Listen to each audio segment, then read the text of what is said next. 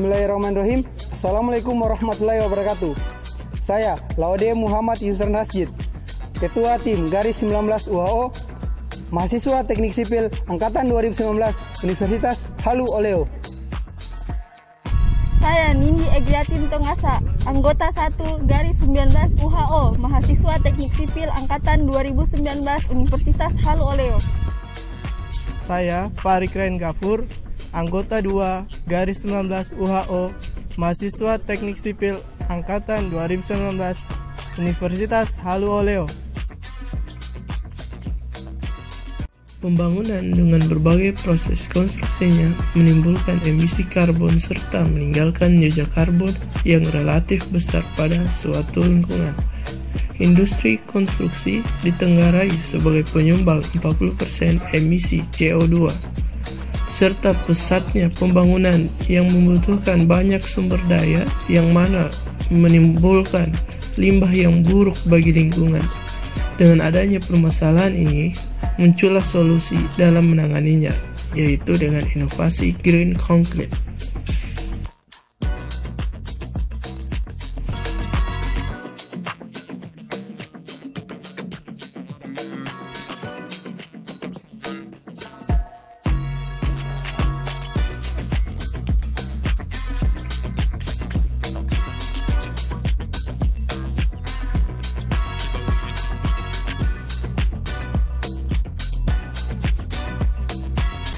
Slag nickel adalah salah satu jenis sisa dari proses industri, yaitu dari proses peleburan biji nikel setelah melalui proses pembakaran dan penyaringan.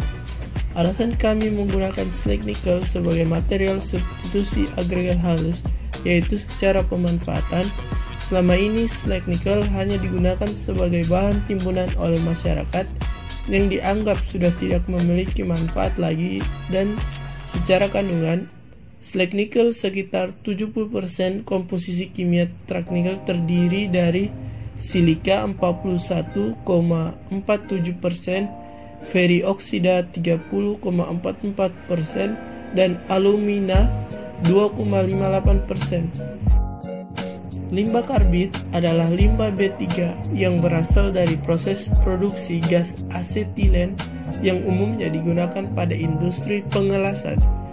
Alasan kami menggunakan limbah karbit sebagai material substitusi semen, yaitu secara pemanfaatan umumnya limbah karbit hanya dibuang begitu saja atau sebagai bahan timbunan, yang mana hal tersebut cukup berbahaya.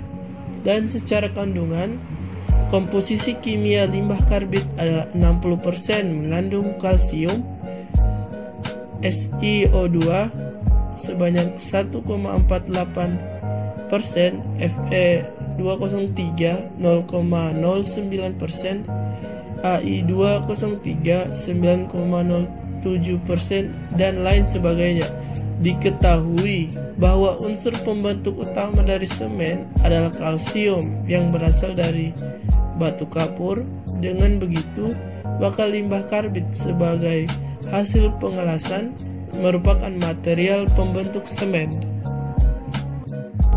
Campuran air dan super plasticizer Council N10 adalah campuran yang berfungsi untuk meningkatkan kualitas dan kuantitas beton, seperti meningkatkan nilai kuat tekan beton, mempercepat proses pengerasan, memperlambat proses pengeringan, mengurangi penggunaan jumlah air, dan sebagainya. Alasan kami menggunakan campuran tersebut adalah untuk mendapatkan kelebihan yang dimiliki campuran tersebut dan mendukung campuran limbah agar lebih kuat. Pada proses mixing ini, material diletakkan di dekat mixer agar mempermudah proses mencampur. Material pertama yang dimasukkan yaitu batu pecah, dan diikuti setengah campuran air dan super plasticizer. Lalu dimasukkan material yang berbutir halus seperti semen dan karbit, lalu pasir dan slag nickel, serta terakhir dimasukkan sisa campuran air dan super plasticizer.